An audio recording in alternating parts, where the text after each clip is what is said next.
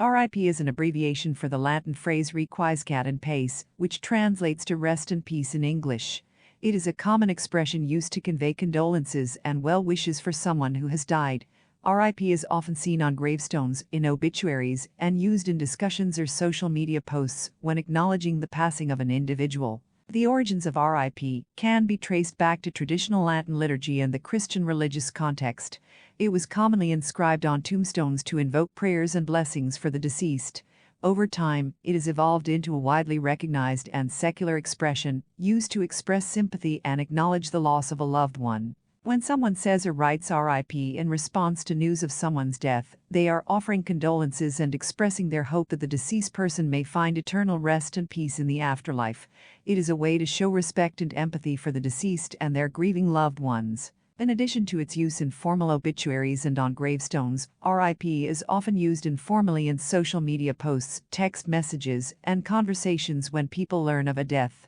It is a succinct and widely understood way to convey sympathy and acknowledge the loss. For example, upon hearing about the passing of a beloved celebrity, a person might post on social media, RIP celebrity's name, as a way to pay tribute and express their sadness. RIP can also be used to commemorate the anniversary of someone's death.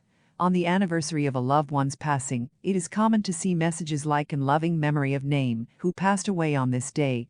RIP is a way to remember and honor the person's life. While RIP is primarily associated with expressing condolences for the deceased, it can also be used metaphorically to signify the end or demise of something other than a person.